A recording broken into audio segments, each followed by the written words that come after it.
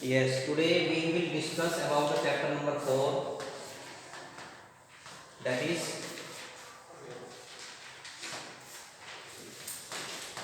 quadratic equation.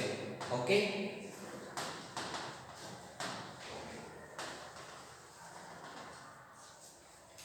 We have to already study an earlier chapter, that is quadratic polynomial. Okay.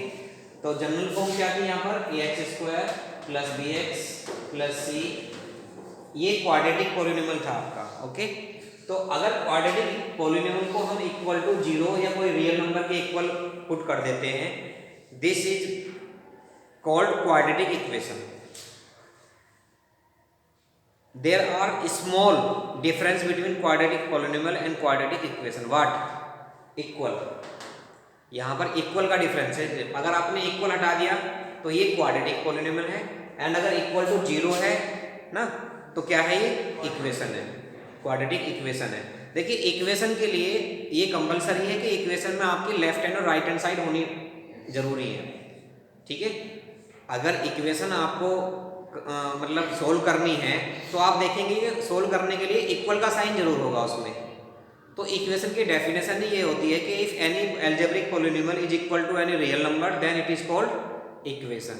Okay. Equation तभी बनती है ये. अगर आपका इक्वल का साइन नहीं है तो वो इक्वेशन भी नहीं होगी, और जो उसमें वेरिएबल है उस वेरिएबल की वैल्यूज भी आप फाइंड नहीं कर पाएंगे. ठीक है. तो ये आपके क्या होंगे, general form of quadratic equation, where ABC क्या है, कांस्टेंट है. ठीक है. Example 2x square plus x minus के 3 equal to 0. This is quadratic equation. Why? Because this polynomial is equal to 0, so it is called equation, quadratic equation. Quadratic क्यों कहा गया है? क्योंकि मैक्सिमम पावर कितनी है, 2 है. देखिए क्वाड्रेटिक इक्वेशन वही इक्वेशन होती है जिसमें पावर मैक्सिमम कितनी हो, 2 हो. अगर 1 होगी तो लीनियर होगी, वो 3 होगी तो क्यूबिक इक्वेशन होगी, जैसे क्यूबिक पॉलिनोमियल बोला था आपने. तो यहाँ पर मैक्सिमम पावर 2 होनी चाहिए. तो फर्स्ट एक्सरसाइज में 4.1 में कुछ इक्वेशंस दिए हैं, उनको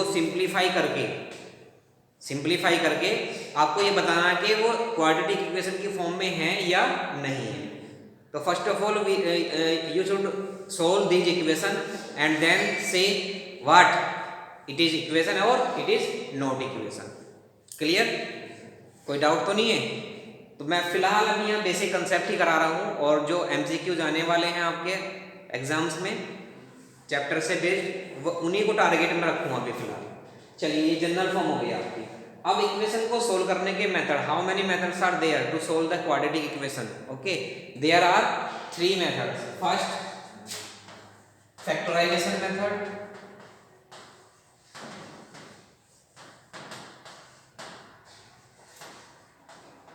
जिसमें सबसे कॉमन मेथड क्या है फैक्टराइजेशन का, middle splitting term, middle term को स्प्लिट करके. 9th में भी हमने किया होगा. ठीक है. तो सेकंड क्या है, कंप्लीटिंग द स्क्वायर,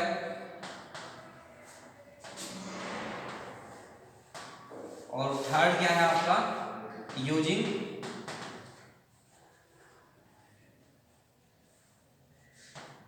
क्वाड्रेटिक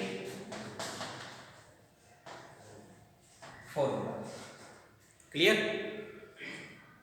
जितने भी सम्स आपको वर्ड प्रॉब्लम वाले मिलेंगे इसमें सब मैंने कराए हुए हैं, वीडियोस देखना. ठीक है. बाकी मैं ओरली जो कंसेप्ट पर बेस्ड चीज़ें हैं वो मैं यहाँ कराने जा रहा हूँ. 3 मेथड है यहाँ पर. ये सेकंड मेथड आपका लास्ट ईयर ही कैंसिल हो गया था. ओके. ना ही करे कोई दिक्कत नहीं है. फर्स्ट है फैक्टराइजेशन मेथड और सेकंड है यूजिंग क्वाड्रेटिक फॉर्मूला. ये क्या है? देखो मैं ये इक्वेशन सोल्व करके दिखाता हूँ आपको. 2x square plus x minus 3 is equal to 0. Middle splitting term कैसे करते हैं, यहाँ पर अगर कोफिशिएंट होता तो इसकी मल्टीप्लाई इसमें करते हैं. 2 3 जा 6. 6 के ऐसे फैक्टर करने हैं, माइनस करने पर 1 आ जाएंगे. 3 के 2 से मल्टीप्लाई करो 6 आएगा, और 3 में से 2 माइनस करो तो 1 आएगा. इस तरह से फैक्टर्स फाइंड करने होते हैं आपको. ये 9th क्लास में भी क्वाड्रेटिक इक्वेशन का आपने सॉल्यूशन किया था, पॉलिनोमियल में था ये सब कुछ. ठीक है. चलिए करते कैसे हैं, 2x स्क्वायर प्लस, यानी कि मिडिल टर्म ये है ना, इसको स्प्लिट कर दिया हमने किसमें, 3 - 2 में. 3 - 2 और x. कुछ बच्चे कहेंगे सर यहाँ तो 1 दिखाई नहीं दे रहा है, लेकिन यहाँ 1 होता है भैया, इसका मल्टीपल एवरी नंबर का मल्टीपल 1 होता है, ठीक है, क्योंकि 1 की किसी भी नंबर से मल्टीप्लाई करने पर वही नंबर ऑब्टेंड होता है, इसलिए 1 को मल्टीप्लाई में लिखते नहीं है कभी, चाहे वो x हो, चाहे a b, चाहे 3 4 5 कुछ भी नंबर हो। तो ये स्प्लिट हो गया, -3 एज इट इज आ जाएगा आपका, क्लियर। अब इसकी मल्टीप्लाई कर लेते हैं x की भी और sin की भी। तो 4 ये 3 टर्म्स थे ना, हम उनको 4 टर्म्स में कन्वर्ट कर दिया। 2x² प्लस 3 के x में मल्टीप्लाई करेंगे 3x plus minus minus 2x minus 3 is equal to 0 लेकर के चले, ठीक है। जैसे हमने क्वाड्रेटिक पॉलिनोमियल में उन्हें जीरोज नहीं फाइंड करी थी, सेम वही तो है, जिस तरीके से जीरोज फाइंड किया आपने सेम उसी तरीके से तो करना है। तो यहाँ से कॉमन क्या करना है हमको, x कॉमन लेना है, यहाँ रिमाइंडर होगा 2x प्लस 3 और यहाँ से -1 कॉमन ले 2x प्लस 3, क्योंकि माइनस कॉमन लेने पर साइन चेंज हो जाते हैं, इक्वल 0। अब दोनों ब्रैकेट अगेन कॉमन है 2x plus 3 and x minus 1 equal to 0। अब वहां तो हम इक्वल टू 0 रखते थे, यहाँ पर ऑलरेडी इक्वल टू 0 है, फोर्थ पीरियड में हम, हाँ जी ठीक है, यहाँ ऑलरेडी इक्वल टू 0 है, तो आप इसको 0 के इक्वल पुट करें तो एक 0 आ जाएगी आपके यहाँ पर, यहाँ देख लें 2x प्लस 3 इक्वल टू 0, तो 2x 3 को ट्रांसफर करोगे -3 या x is equal to -3/2, clear. Second factor क्या है, x माइनस 1 इक्वल टू 0, तो x इज इक्वल टू कितना आ गया 1। तो यहाँ पर 2 जीरोज फाइंड हो गई आपकी -3/2 और 1, सॉरी जीरोज नहीं और रूट्स, ये मैं बताना भूल गया आपको, रूट्स। जो x की वैल्यूज आती हैं, इन वैल्यूज को सॉल्यूशन को क्या बोलते हैं, हम रूट्स बोलते हैं, roots of the equation, clear. इसमें किस तरह से कहेंगे, find the roots of the equation, जो इक्वेशन दिए इसके रूट्स फाइंड कीजिए, तो ये रूट्स आ गए आपके, क्लियर। पॉलिनोमियल में क्या बोलते थे इसको हम, जीरोज। अगर ये क्वाड्रेटिक पॉलिनोमियल होता तो इसको क्या बोलते हैं, जीरोज, और क्वाड्रेटिक इक्वेशन में रूट्स ऑफ द इक्वेशन, जो x की वैल्यू सोल्व करके आई है, ठीक है। ये आपका फैक्टराइजेशन मेथड है। इसके बाद यूजिंग क्वाड्रेटिक फॉर्मूला है, नोट तो नहीं करना, ये करना है क्या, करना है तो करो। एक्सरसाइज 4.1 के बारे में डिस्कस करें तो उसमें ओनली क्या कहा है कि कुछ इक्वेशंस दिए हैं, उनको चेकआउट करना है कि क्वाड्रेटिक इक्वेशन है या नहीं है, ओके। उसमें तो सिर्फ क्या करना है, सिंप्लीफाई करके वो टर्म्स को इधर कर देना, देख चेक कर लेना, स्क्वायर की फॉर्म में तो क्वाड्रेटिक इक्वेशन है, अदरवाइज नहीं है। सेकंड एक्सरसाइज में 4.2 में फैक्टराइजेशन मेथड से ही आपको क्या करना है, फैक्टराइज करके रूट्स फाइंड करने हैं। देखो फर्स्ट क्वेश्चन में ये कहा होगा, और फिर कुछ वर्ड प्रॉब्लम दे रखी है, ठीक है। ये सब मैंने क्या किया हुआ है, सब सोल्व कराई हुई है, देख लीजिएगा। इक्वेशन 4 क्वेश्चन तो स्टार्टिंग के ऐसे हो जाएंगे जैसे मैंने बताए हैं आपको, ठीक है, और बाकी में इक्वेशन कंस्ट्रक्ट करनी है, देन उनको सिंप्लीफाई करना है। अब देखिए, अब चेक करते हैं using quadratic formula. What is quadratic formula,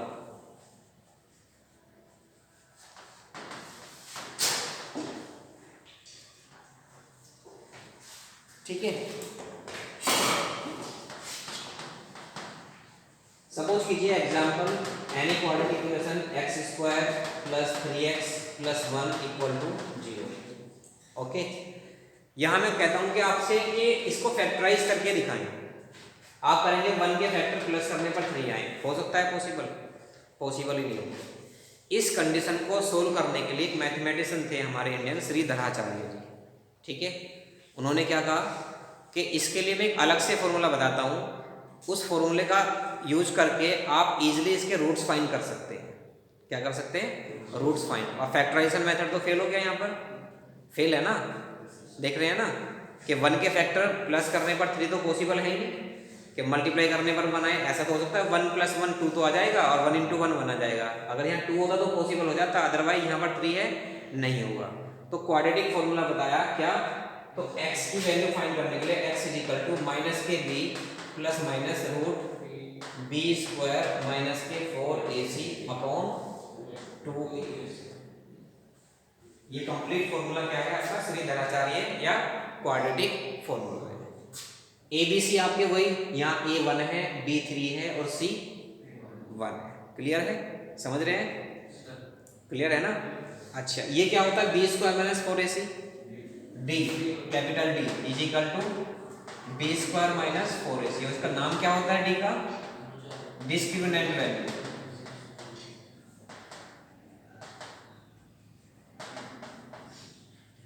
previous exam में क्वेश्चन भी आया था एक ऐसा, 4 ऑप्शन दिए थे मैंने, discriminant value is equal to, 4 option दिए ऐसे ही मैंने, तो किसके इक्वल थे? बी स्क्वायर माइनस 4ac के। इसे बोलते हैं हम डिस्क्रिमिनेंट वैल्यू। क्या बोली जाती है? Discriminant value. क्लियर है?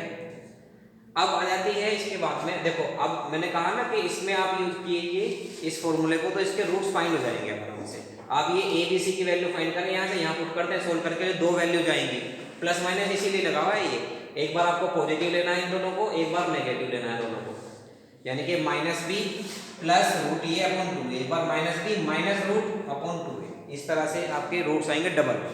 ठीक है, क्योंकि क्वाड्रेटिक पॉलिनोमियल में 2 जीरो हुआ करती थी, तो यहाँ क्वाड्रेटिक इक्वेशन में 2 रूट्स ही होंगे, क्वाड्रेटिक है ना वो, तो x की वैल्यूज कितनी आएंगी? 2 आएंगी। समझ गए ना?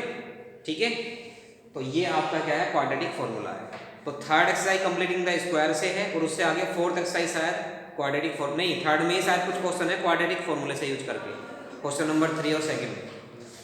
क्लियर? अब आ जाते हैं nature of the roots.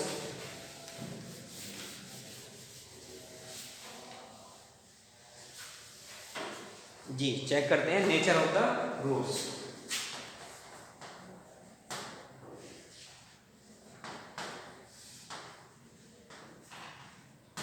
What is the meaning of nature of roots?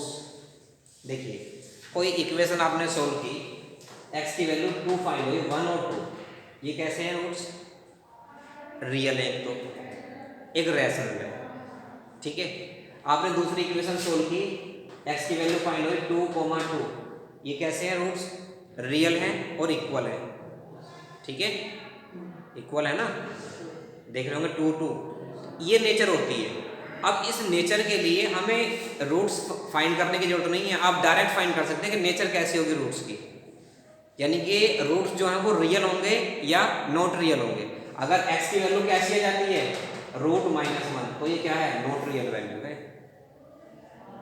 ठीक है, इसको हम यहाँ जस्टिफाई नहीं करेंगे, यहाँ पर स्टडी करेंगे नहीं इस टॉपिक के बारे में। नेक्स्ट क्लास 11th में ये चैप्टर आता है कॉम्प्लेक्स नंबर के नाम से, वहाँ पर स्टडी करेंगे इसकी। ओके, तो there only we have to discuss about only real roots, real roots के बारे में डिस्कस करेंगे। तो नेचर ऑफ द रूट्स देखें जरा, किस पर डिपेंड करती है? डिस्क्रिमिनेंट वैल्यू पर। डिस्क्रिमिनेंट वैल्यू क्या है? B square minus 4ac। B square minus क्या है? ये डिस्क्रिमिनेंट वैल्यू क्या है? बी स्क्वायर माइनस, याद हो जाएगी। क्लियर है? देखिए, कोई रूट फाइंड करने की जरूरत नहीं है, आप डिस्क्रिमिनेंट वैल्यू फाइंड करें और तुरंत बता देंगे नेचर कैसी होगी। देखिए जरा, एक टेबल बना देता हूँ मैं छोटी सी, यहाँ पर डिस्क्रिमिनेंट वैल्यू यानी कि d is equal to b square minus 4ac की वैल्यू, और यहाँ पर नेचर ऑफ रूट्स के रूट्स कैसे होंगे। पहला केस है, अगर b square minus 4ac greater than equal to 0 है, तो क्या होगा? Roots are real and unequal. Rational irrational कुछ भी हो सकते हैं, और लेकिन अनइक्वल होंगे। 3 ही केस है यहाँ पर। सेकंड है, if b square minus 4ac equal to 0, ये सबसे ज़्यादा यूज होने वाली प्रॉपर्टी है। अगर इसकी डिस्क्रिमिनेंट वैल्यू 0 के इक्वल आती है, तो roots are real and equal. जैसे भी मैंने इक्वल बताया था ना, यानी कि x की दोनों वैल्यू सेम आएगी, तो 1, 1 आएगी, या -1, या 2 या 2, या 5 या 5, इस तरह से। थर्ड केस है, बाद में नोट कर लेना बेटा, if b square minus 4ac less than 0, यानी कि नेगेटिव अगर आता है, तो नेगेटिव आने पर क्या होगा? Roots are not real. छोड़ ही दोगे, रूट फाइंड ही नहीं करोगे आप वहां पर। ठीक है, रूट्स फाइंड नहीं करने अगर नॉट रियल आ जाते हैं आपके। सिर्फ 2 केस में फाइंड करने हैं, इन दोनों केस में। हाँ जी, रियल होंगे तभी तो फाइंड कर सकते हैं, नॉट रियल की तो डिस्कशन है ही नहीं है। पर मैंने बताया ना 11th क्लास में पढ़ोगे नॉट रियल के बारे में। ठीक है जी, इसको नोट कर लें आप, फिर क्वेश्चन देखें। तो देखते हैं नेचर ऑफ द रूट्स पर डिपेंड क्वेश्चन किस तरह से आने वाला है। क्वेश्चन इस तरह से होगा, if roots of the equation 3x² - 2x + a = 0 are equal, then find k। अगर इसके रूट्स कैसे हैं, इक्वल हैं, तो k की वैल्यू फाइंड आउट करनी है। कैसे होगी? Since roots are equal, therefore discriminant value किसकी इक्वल थी? 0 के। 0 की कंडीशन में तो इक्वल आए थे। डिस्क्रिमिनेंट वैल्यू क्या होती है? फॉर्मूला = 0। b की वैल्यू कितनी है यहाँ पर? -2 का स्क्वायर, -4 इंटू a की वैल्यू कितनी है? 3 इंटू c की वैल्यू कितनी है? k = 0। ये ना k, c 1 नहीं है, k। अब इसको सिंप्लीफाई कर लो, 2 का स्क्वायर कितना हो गया? -2 का स्क्वायर 4 - k 12k = 0 का ट्रांसफर कर दो, 4 = 12k या k = 4/12, 4 1 जा 4, 4 2 जा 12। k की वैल्यू कितनी आ गई? 1/3। ठीक है। या कुछ वर्ड प्रॉब्लम भी आ सकती है इसमें से। कैसे? If the sum of the square of 2 conjugative number is 249 then find the numbers. ऐसे क्वेश्चन इसमें हैं। क्लियर? ओके, तो इनको नोट करो और इस टाइप के क्वेश्चंस की प्रैक्टिस करनी है आपको।